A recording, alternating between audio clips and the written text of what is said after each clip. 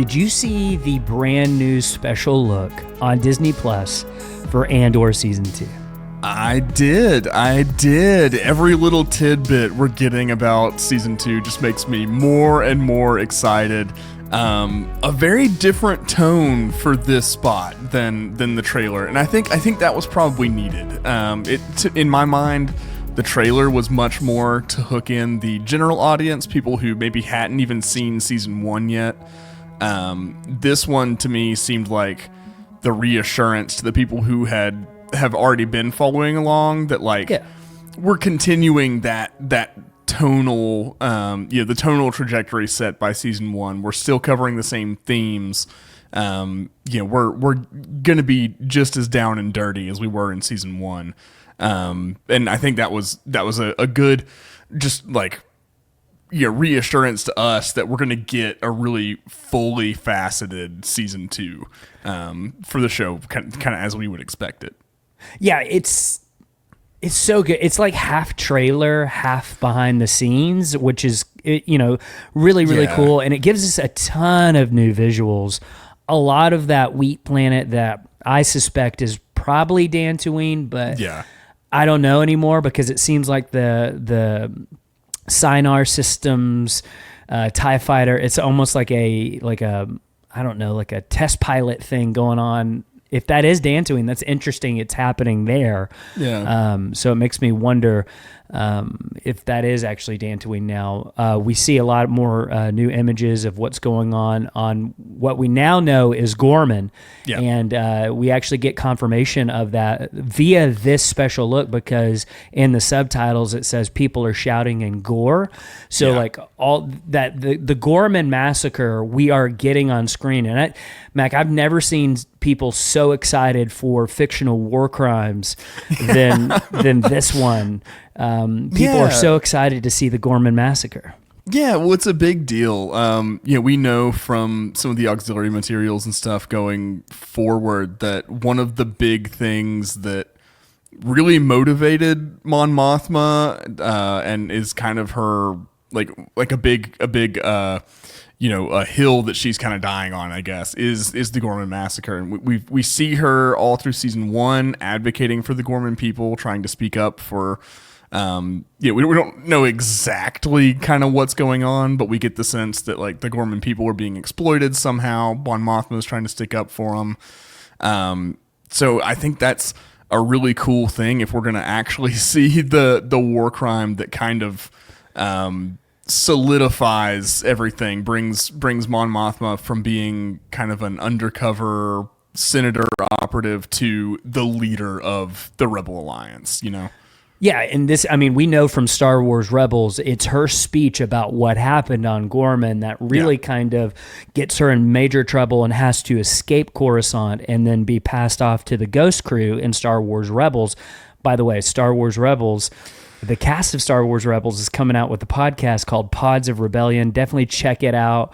They're going to be doing a rewatch of Star Wars Rebels. It's the cast. So that's really, really exciting. I can't wait to listen to it. I'm very excited about that. But all that to say, they get Mon Mothma goes with the Rebel crew. We see that in Star Wars Rebels. Yeah. And we've been talking about this for a while since we've started this rewatch. We think that it's Cassian who's going to get her off of Coruscant after she makes that speech. And we might even see that handoff on screen, which would be super, super awesome. But we know all of these events are really, really tied in together. And Mac, I didn't know this until I started looking at it a little bit more today, but the Gorman massacre actually happened in the EU as well. This is something that is carried over from the EU, except probably how it happens is going to be a little bit different, because here's how it happened in the old expanded universe, or what we now call the Legends material. Tarkin, there's this protest, it seems like is happening on screen from what we see. There's this protest that happens, and Tarkin gets in a ship and then lands his ship on the people. Oh. He just crushes them. Oh. And that's the Gorman massacre in the Legends material. I don't think that's what's happening in this one, but it is interesting that Tarkin is involved, and it makes me wonder, are we going to see Tarkin in Andor season 2? It's very possible. I mean, we've seen Tarkin in Rogue One, even well after Peter Cushing's passing and everything like that. So it's certainly possible. We could definitely see like a recasted Tarkin. I would prefer that to another like CGI overlay. But also it kind of maybe seems from the trailer and from this behind the scenes look that or Krennic may be kind of taking over that role too. He may be sort of standing in that position as the Imperial officer, sort of over what happens to be later known as the Gorman Massacre. I could see that. I like that because it's putting Krennic from Rogue One. Again, we're getting just further layers to his backstory and the animosity between the rebels and him. So I think whatever we see from Ben Mendelsohn and everything in season 2, I'm excited to watch Rogue One right after and see the new layers of appreciation I have for what's going on with that character. Yeah, I'm so excited for that. And more things that we're excited about that happened since our last podcast is, there was a ton of news about Kathleen Kennedy and then the celebration schedule. We're actually going to hold off on that since this special look came out and talk about that on our next week's podcast when we cover episode 7 announcement. We'll kind of maybe save some of that conversation towards the end of that episode because we know that the Mandalorian and Grogu panel is going to be on Friday, April 18th.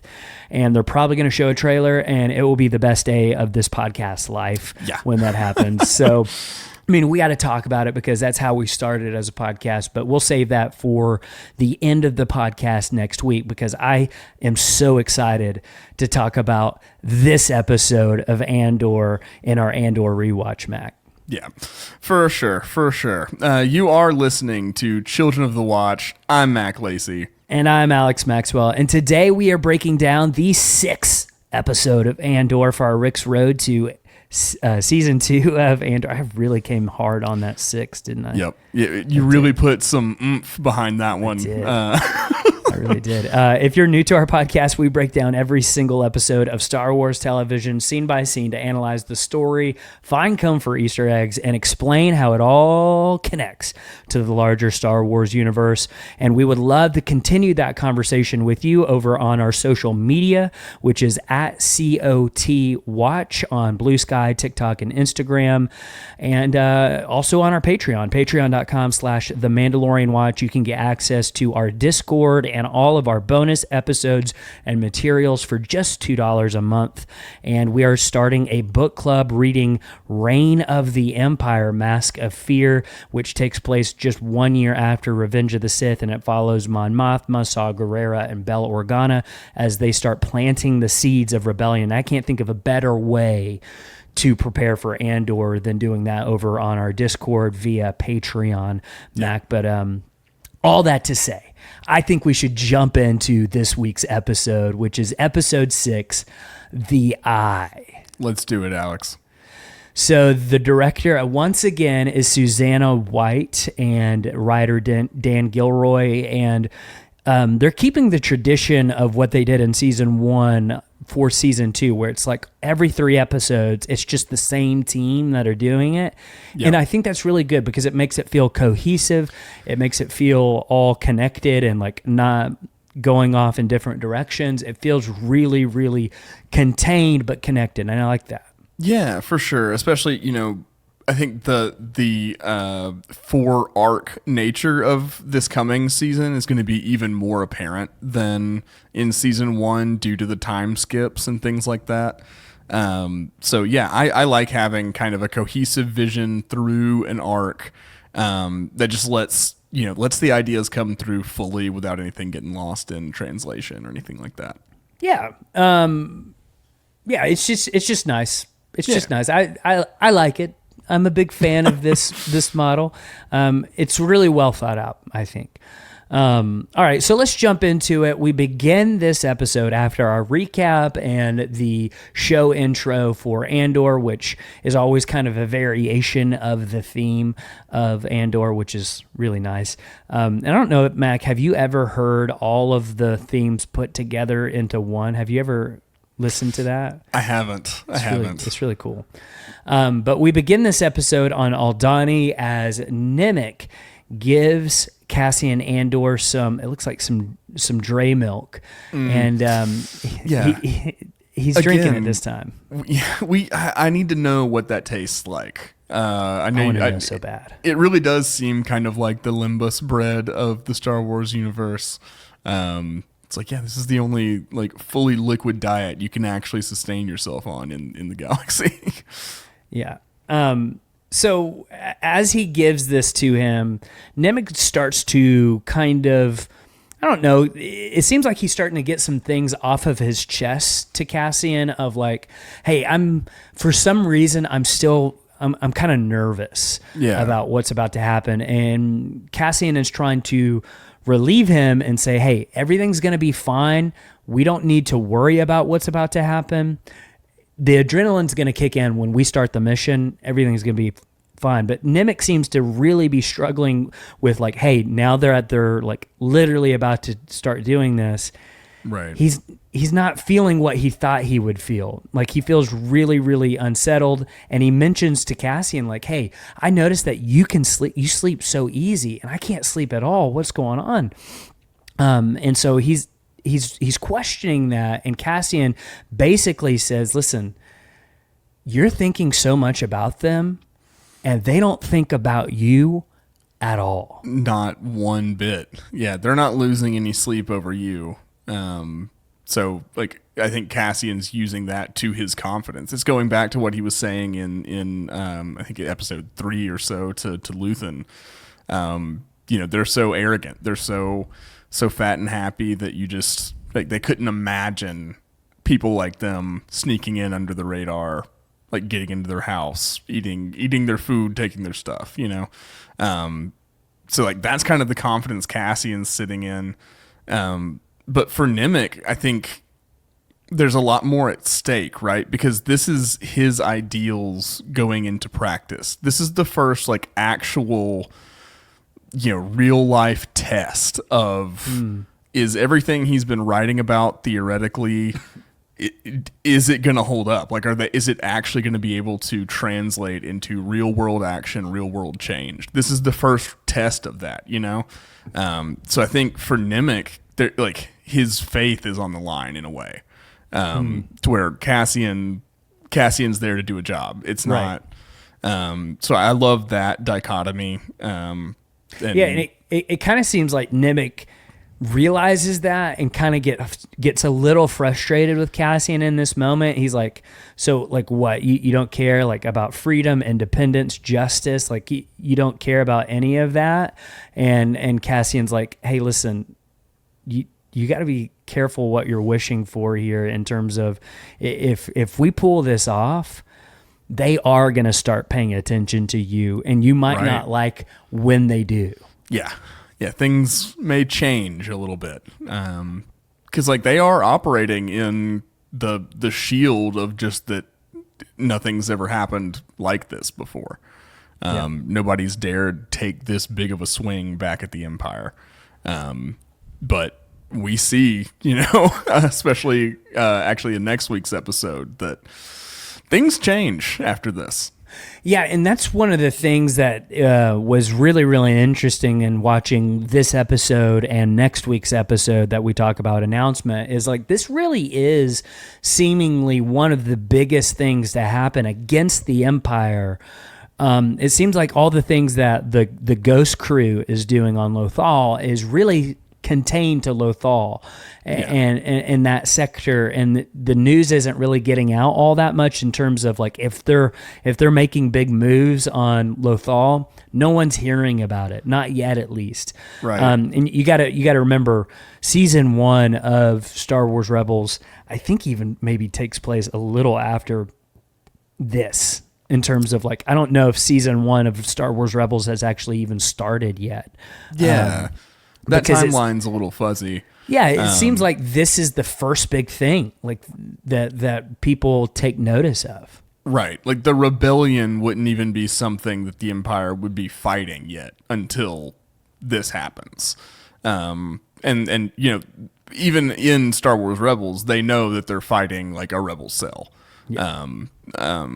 You know, but I'm also good, even if they are happening concurrently or Rebels is happening a little bit before. We see that there's tons of interest in the Empire too to keep that kind of stuff covered up so that you don't look like you're losing control of your sector or whatever from the Imperial brass. True. So like even if stuff had happened, it's possible that like the internal politics of the Empire kept that news from spreading and people haven't started connecting that web yet. That's a really good point by you. Really good point. So we move on from Cassian and Nemec talking on the hillside on Aldani to the Imperial base inside of Aldani, and we meet the Imperial Commandant of Aldani, J-Hold Behaz, which I can't think of a better name for this guy than that. He is a J-hole.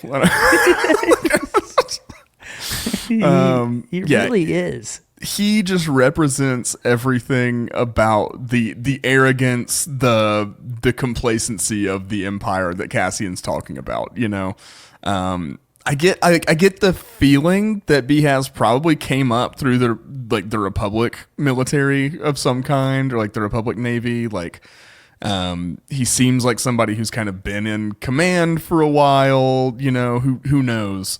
But he like. Actual warfare is so far from this dude's mind, right? Like he has absolutely no idea what's happening under his nose.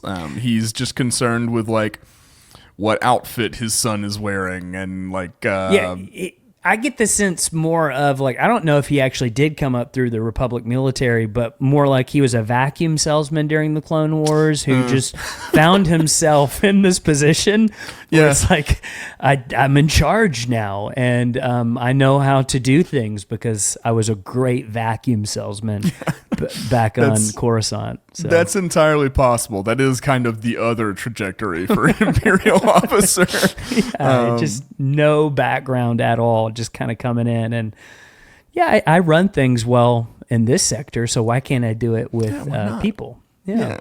Because people are just like vacuums. This dude is like just a jerk. Him and the structural engineer who came in from Coruscant last episode, we actually saw his shuttle flying in the Axe Forgets. This guy's here and Behaz is talking to him, and frankly, he's being super racist about the Donnies, and he's just saying the Donnies, they're simple people. He goes on to say that they breed a sad combination of traits and just absolutely talking down about these people. And it's just so kind of vile and awful to hear as they're just kind of drinking from their cups and laughing about the people who like they totally stole everything from them. And then they go on to brag about like, hey, they manipulated their culture. They've tried to discourage the Donnie pilgrims by establishing shelters and taverns along the way. So as they make their pilgrimage up to see the Eye, they have all these things that can distract them, and they might think twice about keep going, because why would I need to keep going when I've got everything I need right here? Right. And so maybe I don't need to make that pilgrimage. And Gorn reports that the Empire's method has reduced the pilgrims from 15,000 to 60 over the last few years. And so whatever they're doing, it's actually really, really working. But Mac, one of the questions I had during this scene was, what are you thinking if you're Gorn and you're hearing them talk about the Donnie people whom you fell in love with one? Yeah. I mean, you just absolutely, like, how hard would it be not to just punch them right in the face right there? Yeah, I mean, he has the Arthur balled up fist meme happening the whole time. I think back from last episode when someone's like, could you imagine, like, when there were like 20,000 Aldani over these hills, and Gorn just like looking out wistfully and saying, yeah, I could actually, because he saw that. He's been here on the ground longer than anybody. I kind of get the sense like he's been posted here the whole time because they're not going to move him out anywhere. He lost that promotion or whatever. And you know, he's the one like actually doing day-to-day operations and stuff. The Commandant is in, you know, his ivory tower all day. So like Gorn personally has seen what the Empire has done firsthand to the Aldani people, and just like the horrors of that kind of like colonial mindset and you know, MO. It's sad. It's super sad. I just you don't see a ton of Gorn in Andor, but he is really great character. And I think it's a reminder too of like, I don't know if the rebellion would be successful. This also comes up with Tamarin, by the way, who is a former stormtrooper. We'll talk about that in just a second. These two guys are from the Empire. Yeah. Like, and I don't know if the rebellion would be as successful if it didn't take some people waking up within the system and saying, listen, I know what we were doing was wrong now, and I want to do something to help. And you see two different sides of that. Tamarin is totally out, right? And then they're pretending to be stormtroopers later, or not stormtroopers, but troopers later. And he's got the training, he's got the expertise that he brings with him, but you've got Gorn still on the inside, right? Yeah. And so it's like, I think it takes both of those kind of people to run a successful rebellion against something like the Empire. Right. And that just deepens the ideological conflicts going on too, right? Because like even in this episode later when it comes up, you can tell that like learning that somebody used to be or is currently part of this enemy that you hate and that you're fighting against with tooth and nail, you have to kind of reckon with that, because like that can't be easy, right? You know, if I think of kind of actually Game of Thrones when Jon Snow partners with the wildlings to like be able to fight the army of the undead and everything, and how hard that is for people to accept because they've been fighting this enemy for so long, you know. But I imagine some of the same kind of ideological struggles are happening within the rebellion, and you know, we see that later. We get some good examples of that with, I think of like Agent Callus and stuff like that in Rebels. But from the get-go, that's a struggle that people have to work through. But like, I think you're right. I don't think the rebellion can happen without having that open mind, that the belief that people can change and start fighting for something better, you know? But that's tough to maintain. Yeah, you got to have some people who believe like Nemec does, in terms of like you have to have that ideology of, listen, we've got to give people a chance to make the right choice, even if they've been making the wrong choice. Right. And we'll get to that when we talk about Cinta and Tamarin, because I think that's such an interesting dynamic, like you were talking about, and it's just so good. There's so many layers to Andor. I know. I really, really enjoy. It's almost like it's a really well written, well constructed show. Interesting. It truly is, in my mind, prestige television. Like, this is up there with Game of Thrones and Severance and all of that. Like, this is on the same level to me. Yeah. Absolutely. Yeah. It's an elevated thing for sure. And just in the production, the way the show looks and feels and sounds and everything, it's unreal. Like, you can tell they're on location too.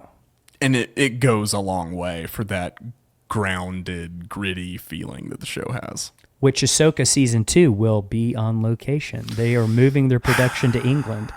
Good. That's exciting. Yeah. Especially for what that show potentially could be. Yeah. It's exciting to know that they're doing real locations for it. Yeah, it's going to be sweet. It's going to be sweet. So the colonel, a guy named Sodon Pedigar, that's the engineer, asks if the Donnie know that this will be the last time that they're permitted to travel through the sacred valley, but the commandant says that there is no profit in it. So basically, we're not going to tell them that this is the last time, because if we did, they might not even come this time. So we're just going to let it go, and then we'll let them know after the event is over. And It just, I wanted to punch this guy so bad, because it's almost like they're stealing this event, and they're so excited for it too. All the Imperials are so excited to see the eye, and you see the soldiers getting kind of oh, I kind of want to go and see it and stuff. And the commandant is acting like it's their thing to enjoy, and it's not. It's the Donnie people. Yeah. Who this is such a sacred thing for them. It's been part of their culture for millennia. We assume it's and they're just showing up and being no, taking it. Yeah, we run things now. We're excited. This is ours. This is ours now. Yeah. Later, the commandant asks Gorn what he thinks of the engineer, and Gorn thinks it will be hard to charm him, and the commandant Biaz mentions he has brought in 30 sentries from the Alkenzi Air Base. We're going to talk about the Alkenzi Air Base because it is my favorite air base in all of Star Wars. Amazing. And we'll be supervising them. He wants everything perfect for tonight. And again, this is where his background in selling vacuums is really bleeding through here, I think, of this is all about the spectacle now. Yeah, it's a corporate event. It's all about everything being buttoned up to the nines, and the image you're presenting is the most important thing. I don't like him. Yeah, he sucks. And then we switch back to the team on the hillside, and Tamarin is using basically this military radio transmitter and using the code name Echo 1. And I can't help but think of Echo Base in Empire Strikes Back, right? Yeah, it's hard not to. We know that these code names get kind of recycled and have legacies and stuff. We know where Rogue Squadron comes from Rogue One and all that kind of stuff. So I definitely like to think that, whatever's happening here, him using the codename Echo, it just it eventually kind of inspired the name, or it's just in the list of code names they still use, and so it just got reused for the base or something. I just like to think that it inspired, all of Empire Strikes Back, that Rebel team is so inspired by what the first Rebels did. It's Echo Base, it's Rogue Squadron, right? It's both of those things. It's let's celebrate that first team who paved the way. They're no longer with us. It's and we're also not going to fare so great.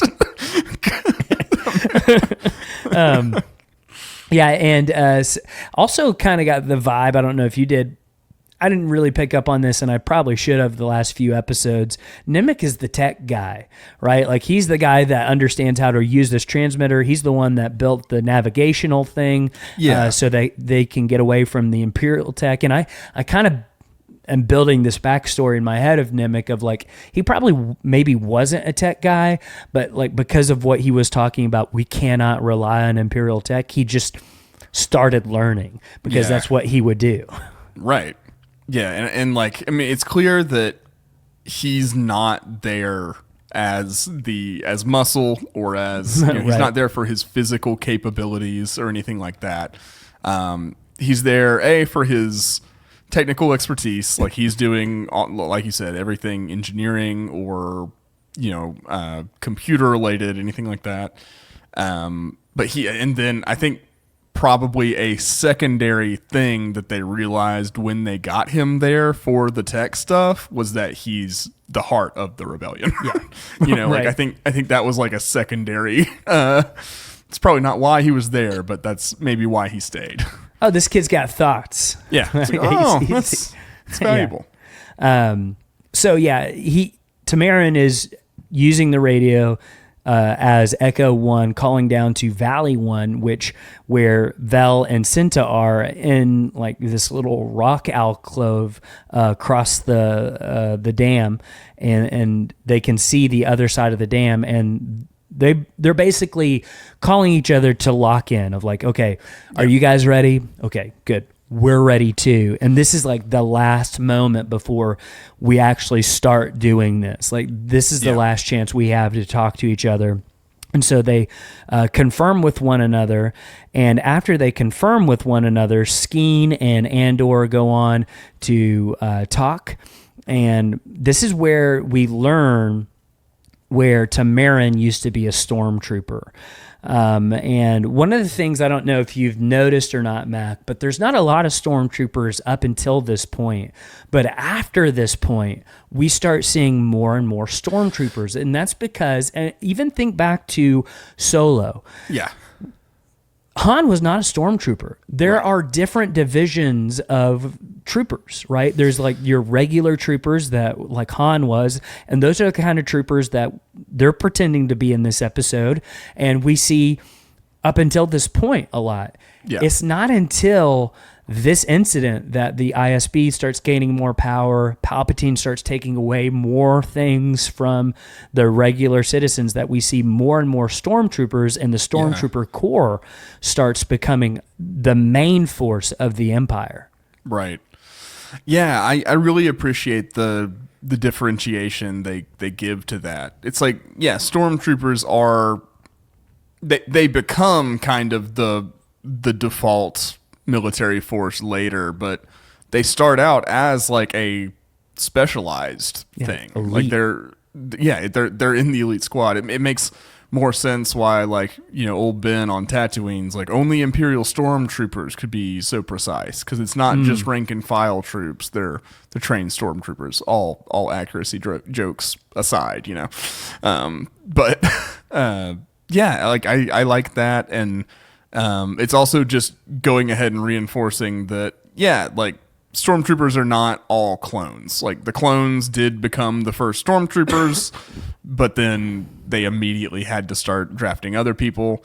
Where we see that in the Bad Batch. That's pretty much what that show's about.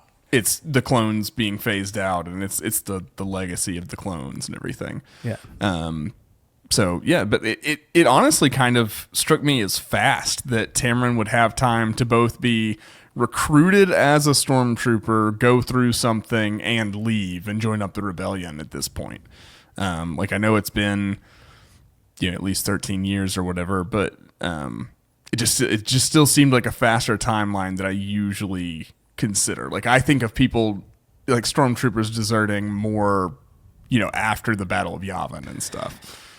And like, maybe this is the wrong history comparison, but like in the Nazi regime, stormtroopers would be like the SS, right? Yeah, they're pretty much. Yeah, it's a specialized, like, I think the command is probably different, right? Like they're I don't know who it would be exactly at this point, but there's probably like an officer over the stormtrooper corps. It almost feels like the ISB.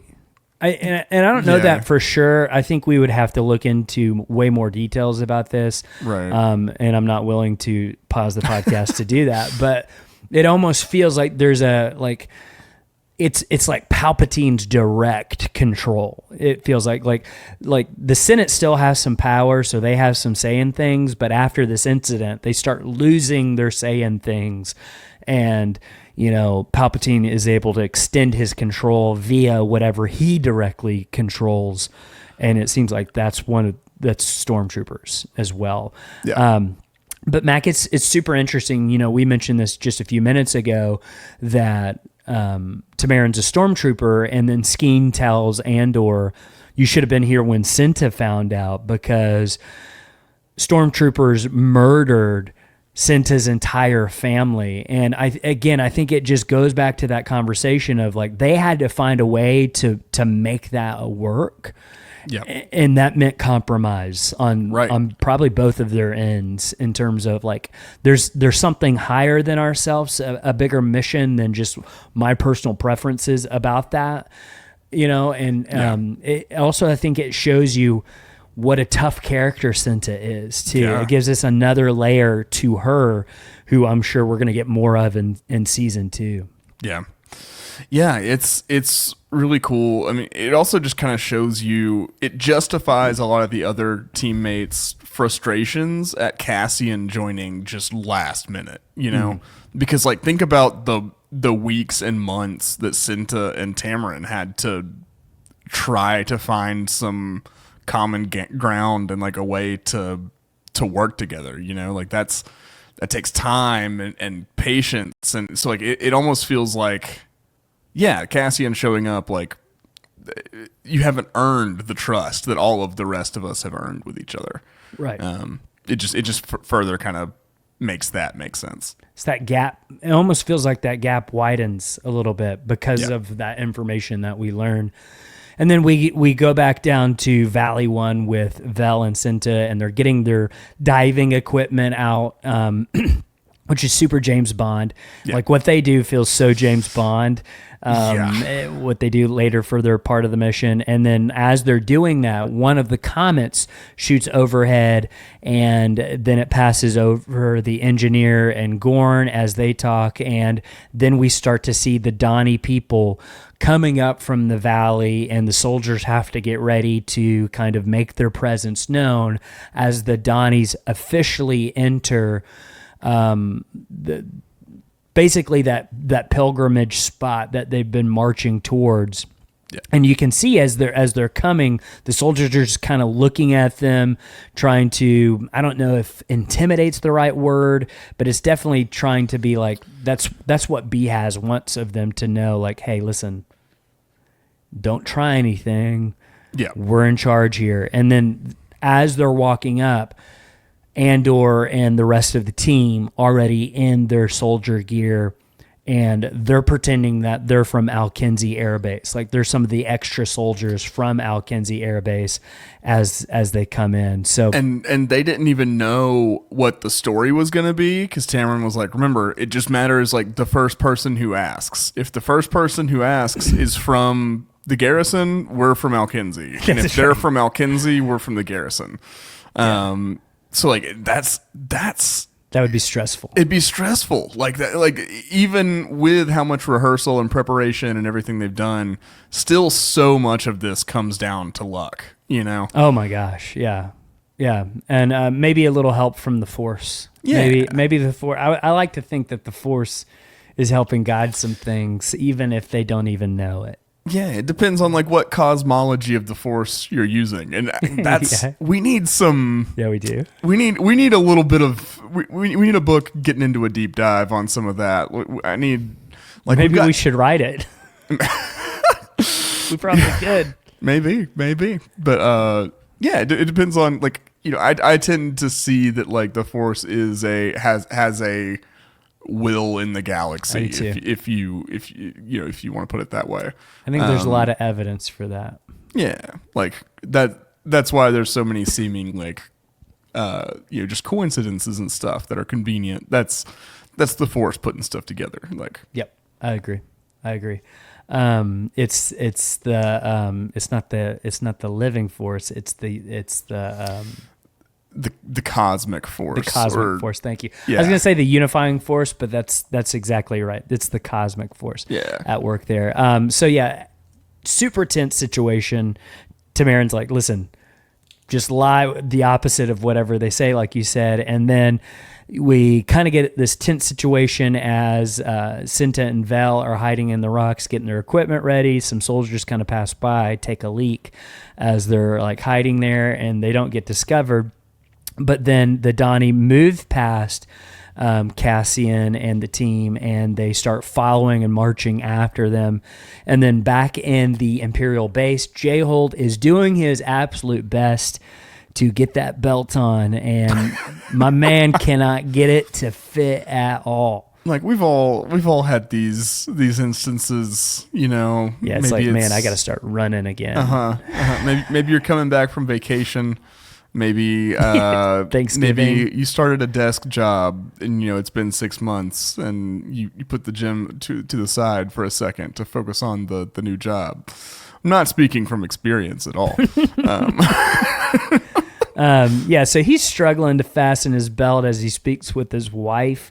His son is refusing to don his Imperial tunic, and Dad is getting stressed. But Dad, I want to wear what I want to wear. I want to express myself. I would be that kid. I'd be throwing such a fit not wanting to wear the Imperial blouse as he refers to it. He's not a big fan of it, and it's so funny. J-Hold goes to his wife as he's trying to get the belt on himself, and he's like, "Hey, come and look at this. This wasn't stored properly. It's all compressed." And then she goes on to say, "Perhaps you've expanded." I think that's probably more likely. He didn't like that, but it's just so funny because it's like they want to look perfect, but he's kind of the problem, right? Yep. And he doesn't even know that he's the problem. He doesn't even see it himself, and I think that tells you a ton about his character. And again, it's just really, really good writing, I think, to show these little moments that we typically would not get or spend much time on in a Star Wars television or Star Wars movie thing. And I think it adds so much depth and layer to get scenes like this. Absolutely. I mean, just seeing the things that he's fixated on and concerned with, and then to compare that with the rebels we've been hanging out with for 2 episodes and what they've been concerned with and focused on and everything. I think it's important to have that contrast just to show, again, the tree remembers, the axe forgets. There's a new atrocity committed under this guy's watch every day. It's nothing to him. He's worried about retirement or whatever is going on. And I think it goes to what Andor literally said, is that they're so fat and happy. It's that's literally what's going on here. Yeah.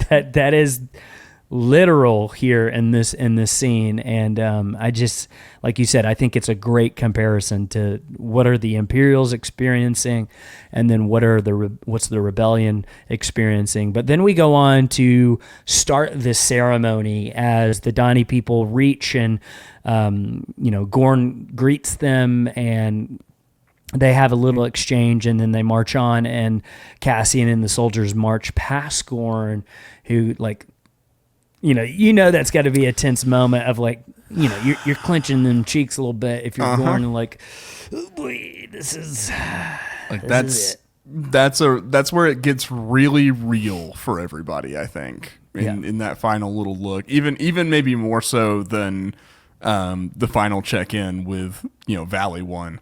The tension is so palpable. And then we get a check-in with Valley One as they're kind of getting their scuba gear ready, and we see what they're about to do. And then we cut back real quick to the soldiers and the ceremony that's about to happen. And Gorn is going to get Behold to bring him out to exchange of the furs and stuff. And Nemec does mention to Cassian of hey, you're right.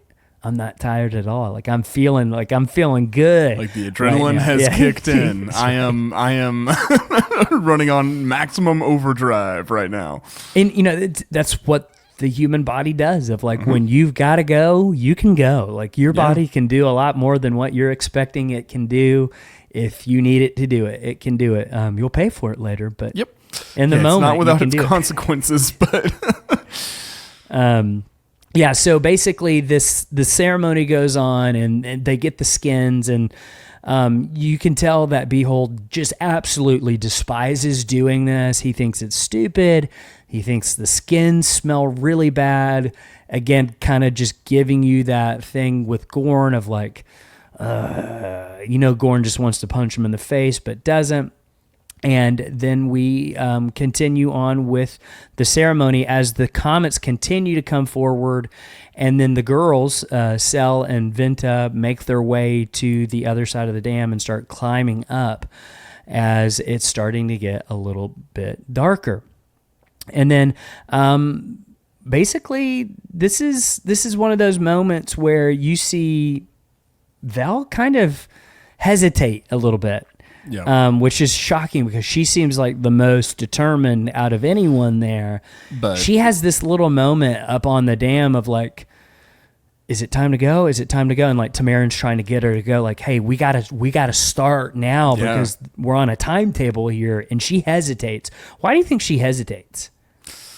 I think she's probably been so in charge and has been having to be strong for everybody and be the picture of resilience and confidence and everything for so long that she probably hasn't actually had a chance to go through all of the thoughts, the emotions of what she personally has to do like for herself.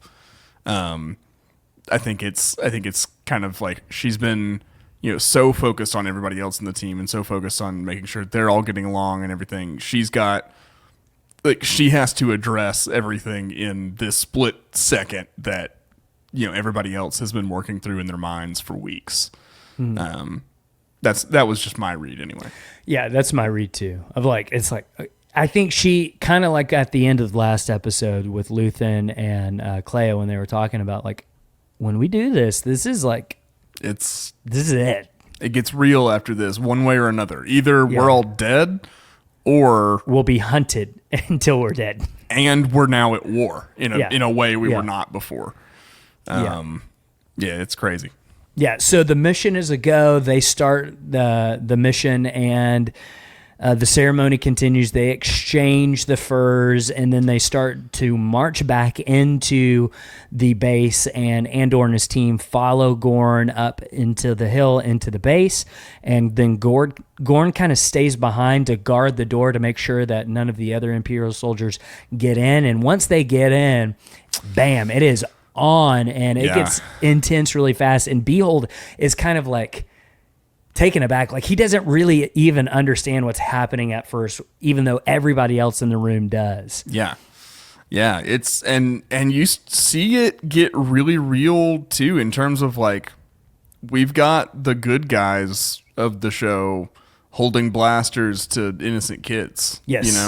And that's something that like it's not comfortable to look at, and like it's you're like, but I think that's also a reason why all of the stuff with the commandant at home and everything was so important, was to show just how much more there is at stake and on the line for the rebels. But yeah, I mean, like Rogue One, we meet Cassian, he's immediately, disposing of witnesses in a back alley and stuff. And that like kind of dissonance of the good guys having to do pretty bad, dirty things, for the greater good, that theme continuing.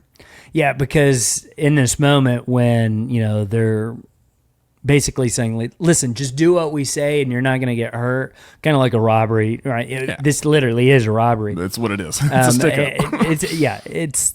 That's what's happening. But then the structural engineer pulls out a blaster and is like, I'm going to be the hero of the Empire here.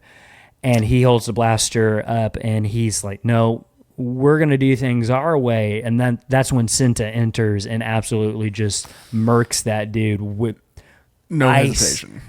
Ice in her veins. And then that's when she goes and puts the gun up to the kid's head and it's like, okay, no, we're going to do it our way.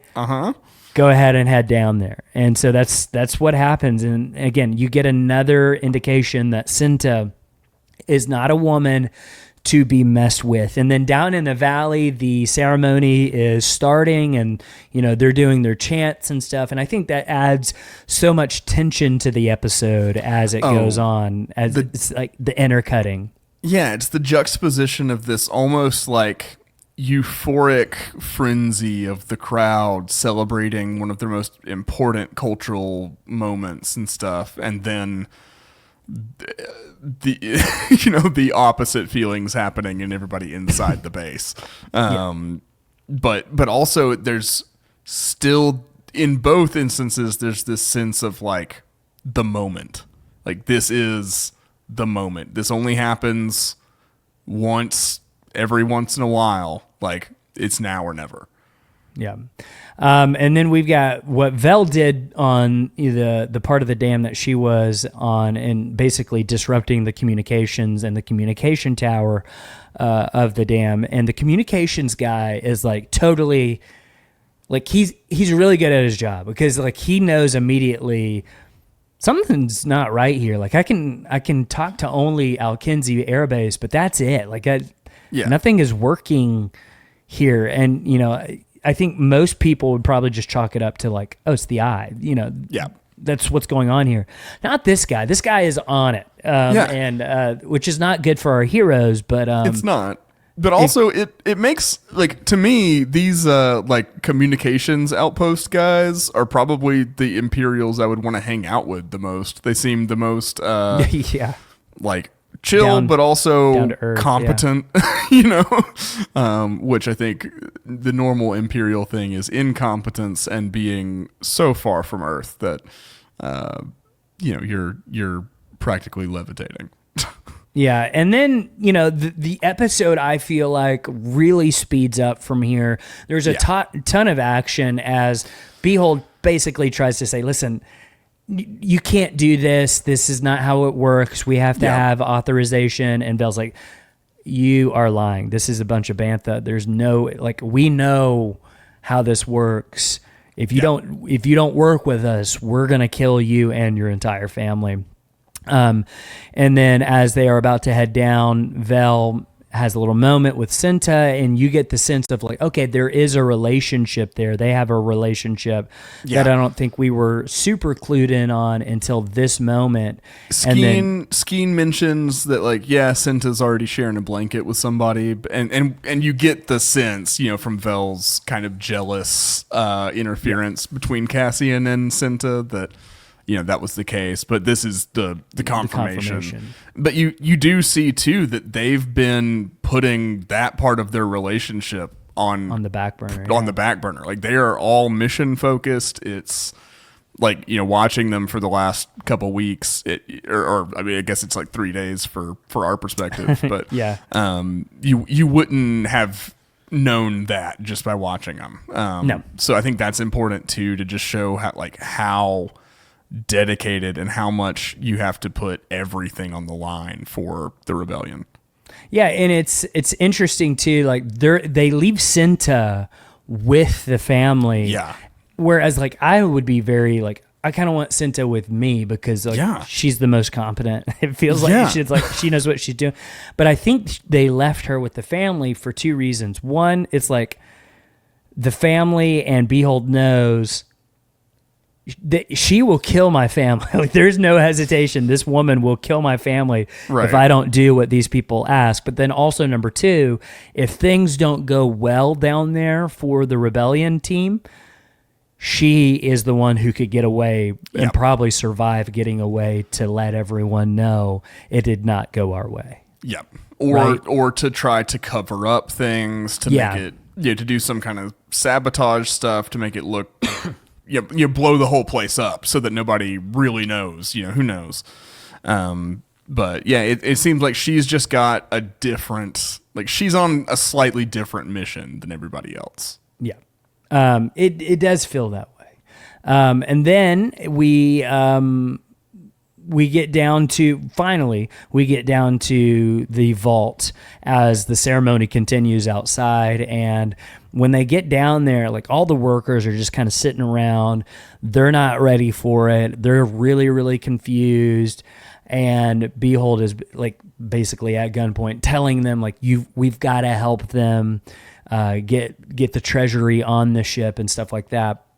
And all while the communications guy is starting to figure it out upstairs, like, he knows what's going on. So it progresses. Ceremony continues. Comets are starting to fly over, and up in the tower, Cinta is noticing like, hey, we're running out of time, as she's kind of dressed up as an Imperial, and then she turns the lights out for the ceremony. But I also think that's kind of an indicator for time for the team, right?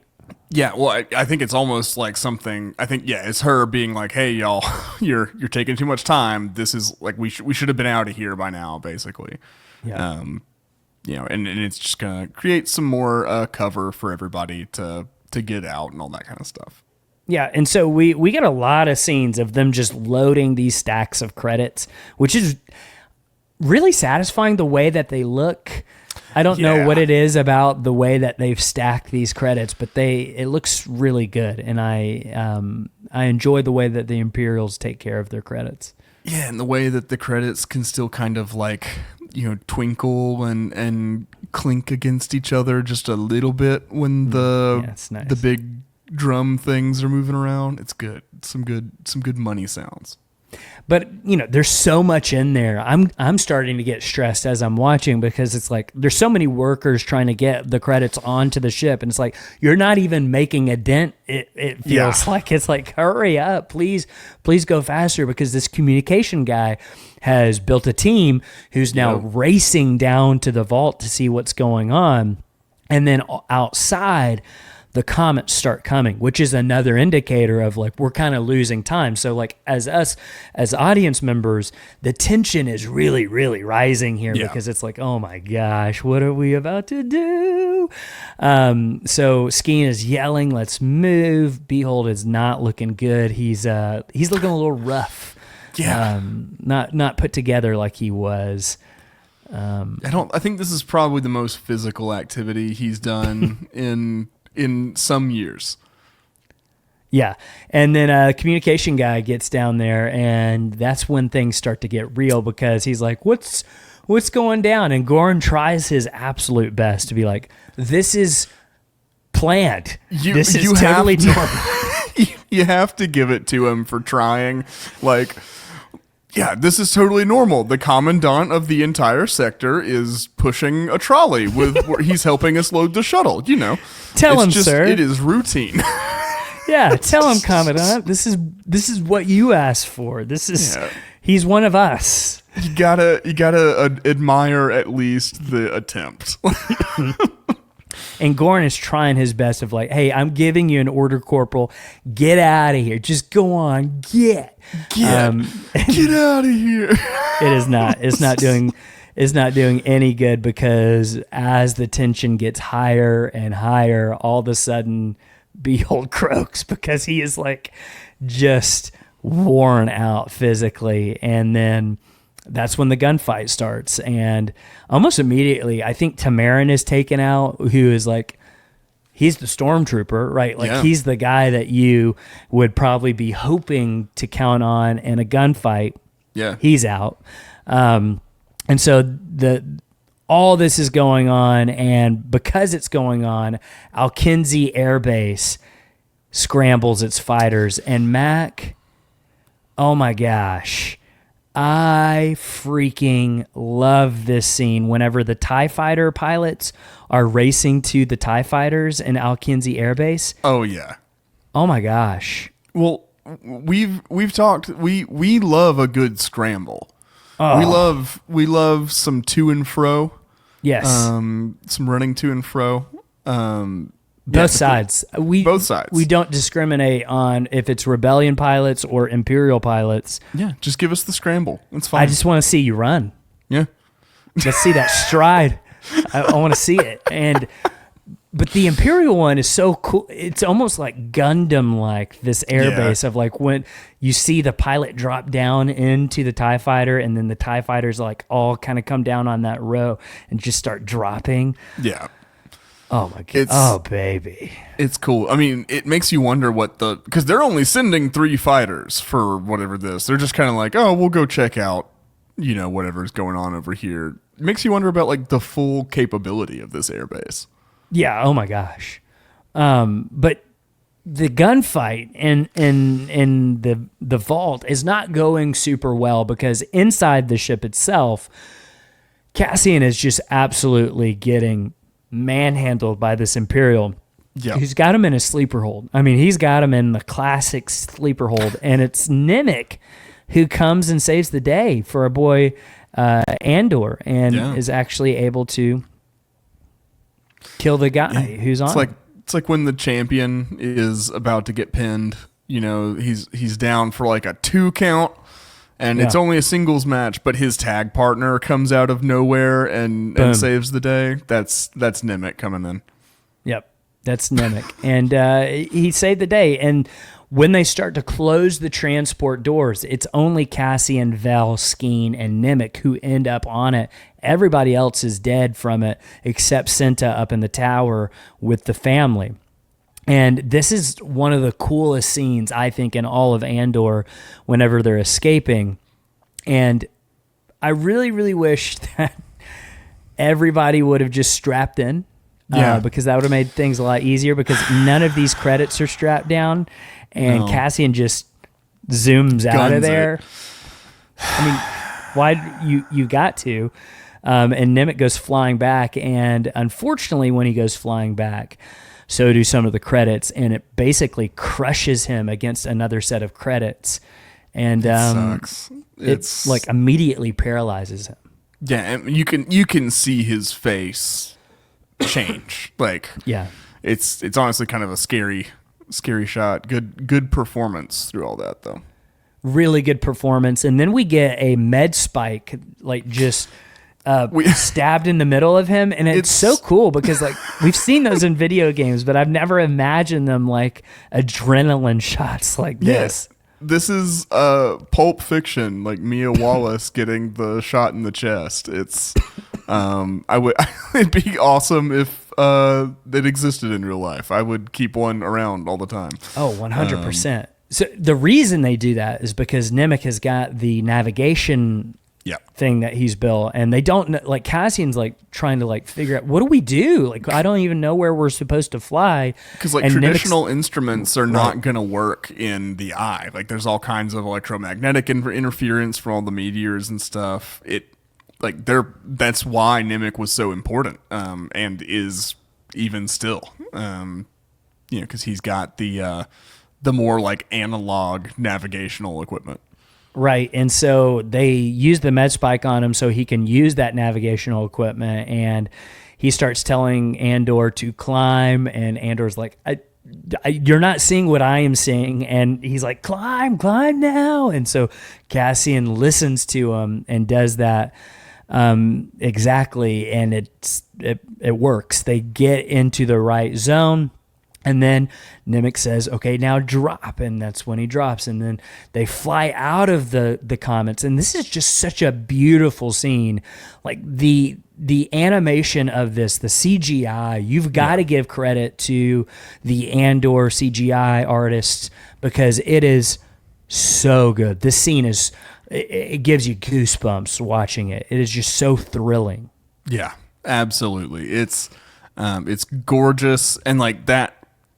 The fact that it's so beautiful outside and everything, it even like enhances that feeling of elation when they do get away. Yeah. Like, oh yeah, we actually pulled it off. Like there was a massive cost to that, that we're still dealing with, but everybody's like kind of realizes, we actually did it. Yeah. And then as they get away, the TIE fighters are destroyed. And then it's Skeen who advocates for Nemik of like, listen, we have to help him. We can't just keep going because Vel's like kind of cold-hearted here. He's like, no, we have to continue on with what we said we were going to do. We've got to check in at these certain places. And Skeen's like, we're not doing that. He needs help when we've got to get him help. And Cassian sides with Skeen. Yeah. He says, no, he's right. We need to get him help. Like he was a major part of this. We can't just leave him like this. And so they end up on a moon it's called the moon of Fresno, which is, but Fresno with a Z, not an S. And we get a doctor who has 4 arms. We get another alien in Andor. Yeah. And the doctor is named Quadpaw. He do have quad paws. That's literally what he is. He got 4 of them. And I love the doctor. He's like, I do too. Or I don't know. I don't know what gender to assign to Quadpaw, but Quadpaw is just like a nice friendly. He's doing their best. I wonder what the association was. Like why Quadpaw is the designated doctor for this mission. I don't know, but this planet, this moon, it looks a little weedy. There's a lot of wheat around. So this could be the planet that we're seeing in the Andor season 2 stuff that's coming out. I don't know. It's a little different. Like this wheat looks a little more stalky, like almost like bamboo in a way. Maybe a less like wheat, but there is some similarities. More reedy. More reedy. Yeah. Not as weedy.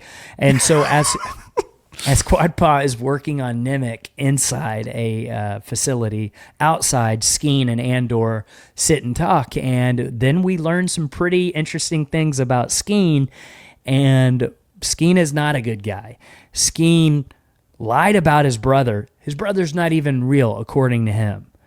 And says he made up that story. But I do think that he actually really did care for Nemik. Like, I do think there's a part of him who actually, like, was looking out for him and trying to take care of him. So it's one of those things with this show. It's like, these are morally gray, complex characters. For sure. Yeah, I love that you don't really know what's true with Skeen because, like, his concern for Nemik could just be so they didn't go immediately to where they were depositing all the credits to give him a chance to sneak off with some. That could have been the entire motivation. But, like, from everything we see in the episodes before, like, that really seemed like an actual bond of some kind, that they had, like, an actual sense of, like, protectiveness. So, yeah, I like that even if that could still be true for Skeen, that he still makes the choices he does.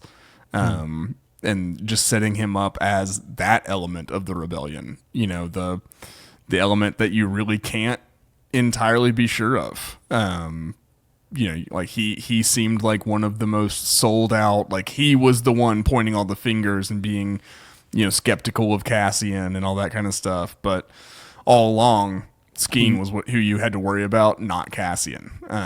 So I think I wanted that. Yeah. Yeah. Oh, absolutely. Absolutely. So I don't know. I think that's an important lesson that everybody had to learn, and that kind of the rebellion had to learn.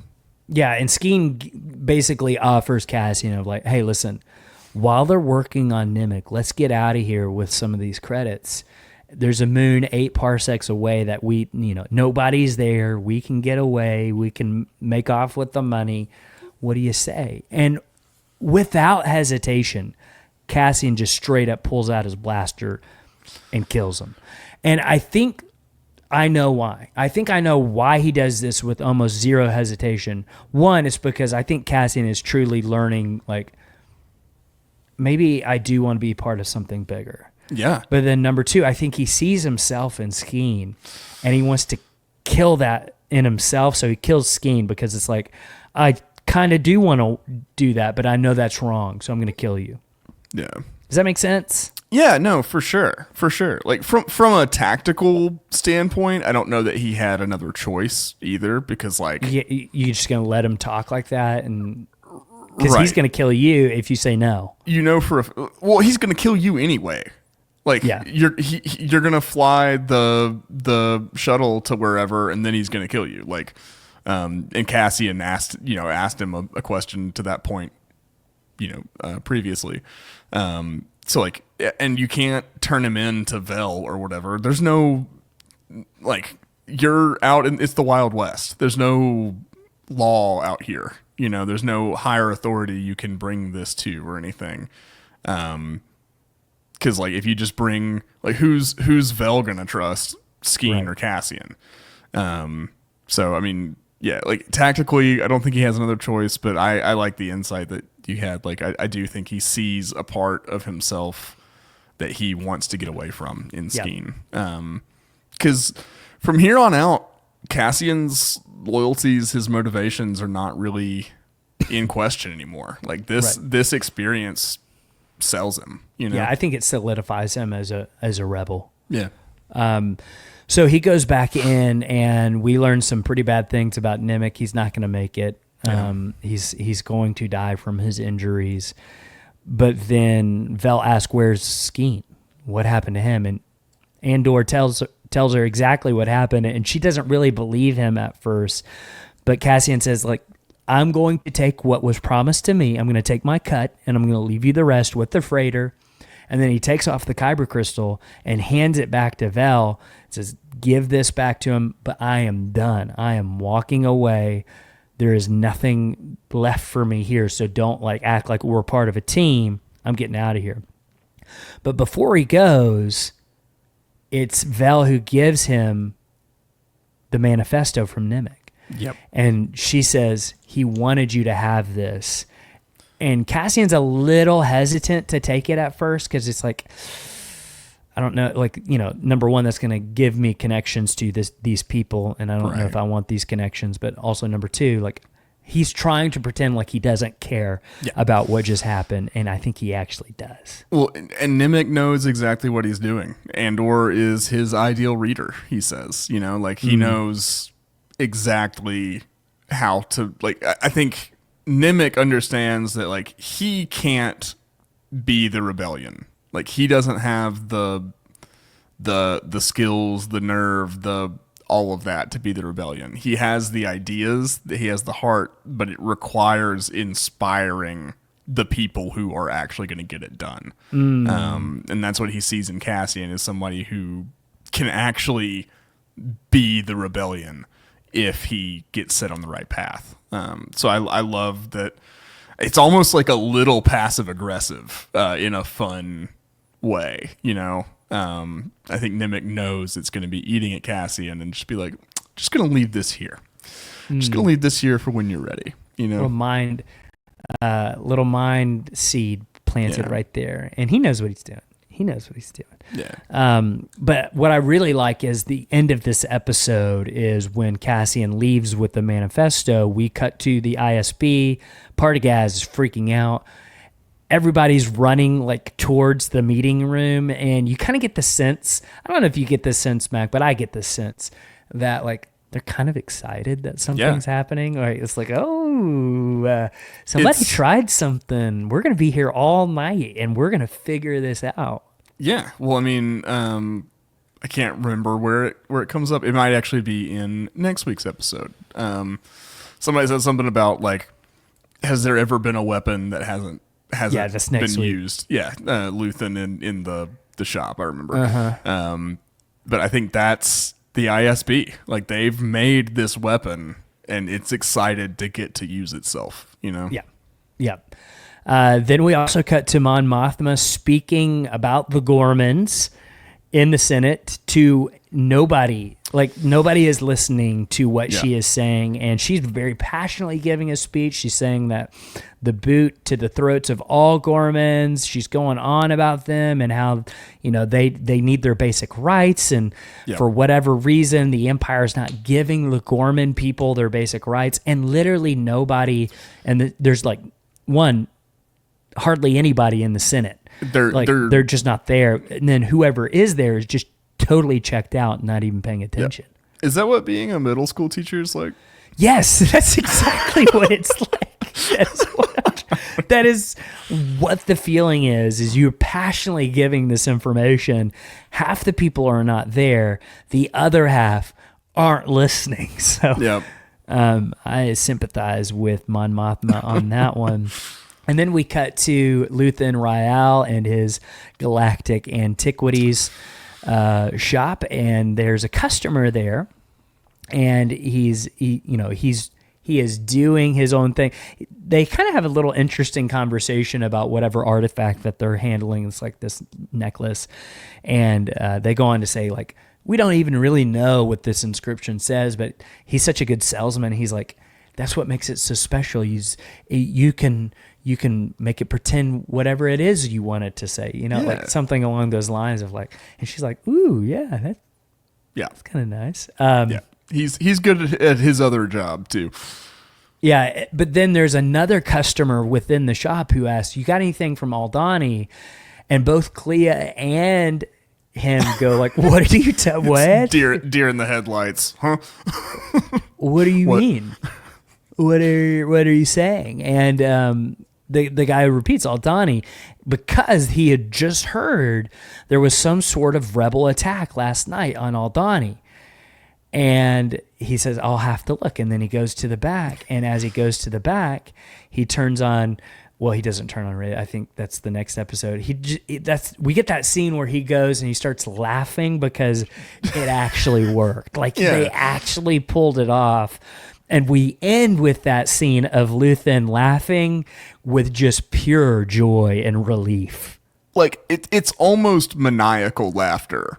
Yeah. Just with like how sincere it is and how much that means to him, how much of a weight is off of him. It's it's crazy. But I love how that episode ends because it's so good. That's the tension. I think that's the tension the audience feels, and that sigh of relief that we get from Luthen as the episode closes out is just like the sigh of the relief of the audience members of like, oh wow, that's what it takes to do a rebellion, and that wasn't even like a big thing, right? That's no attack on the Death Star. This is stealing credits, know? And so it's like, that's the first opening salvo to the war. We got it. And so the rebellion at this point on is on, right? Like things start getting more intense from here on out in Andor and with the rebellion in general.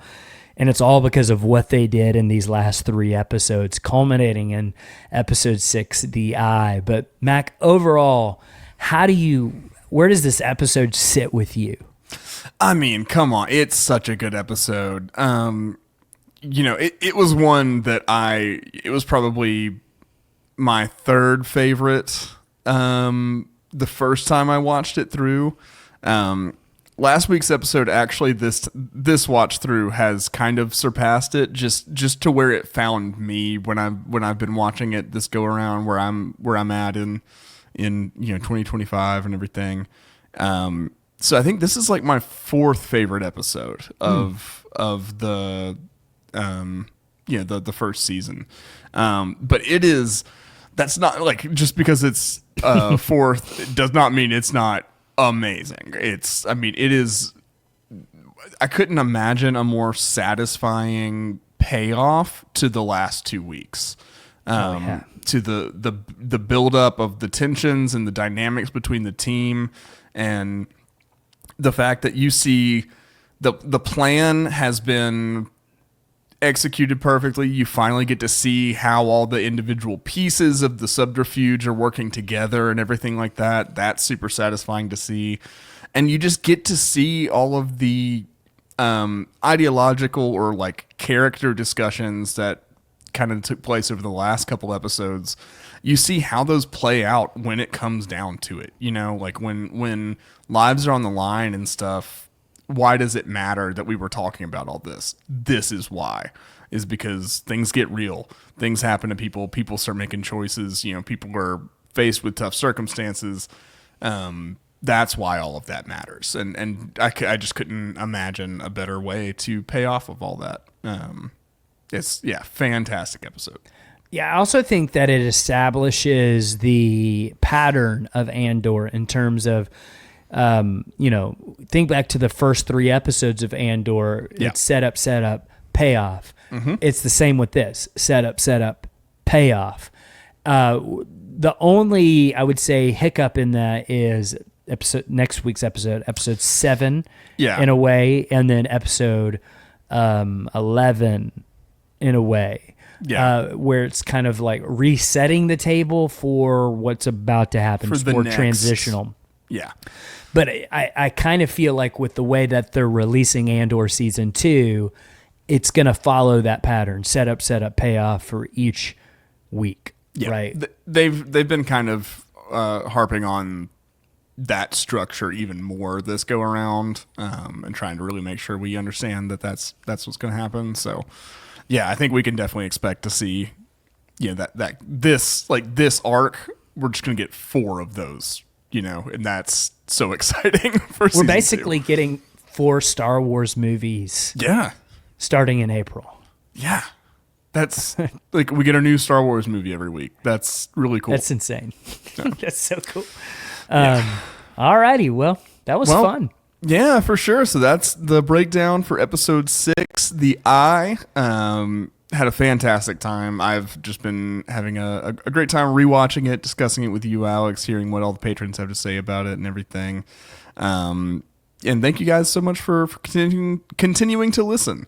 If you want to help us out and support us, you can do that over on the Patreon. You can get a bunch of bonus content and stuff like that, especially when we're in season, which we will be very soon, just around the corner. And then you can also leave us a 5-star rating and review on Apple Podcasts or wherever you listen. That's just a big way to help with that. Look out for some contests coming up and stuff when also we get a little closer to the actual season coming out.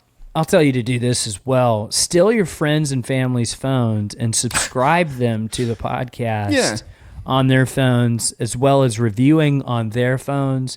Mm-hmm. The more you can do that, you'll feel like a rebel agent. Exactly. I mean, espionage. That's what we're all about right now. So yeah. You can get into the spirit of Andor by, go to a Mac store and turn on our podcast on all the computers there, all the phones there. Yep. Save the background of screens, those sort of things. If there's a computer lab at your college or something, just go ahead and start playing us on all of the computers in the computer lab. Please do. Yeah, so do all that. That'll be a huge help to us. We will be back again, of course, next time with episode 7 announcement. But until then, keep the watch.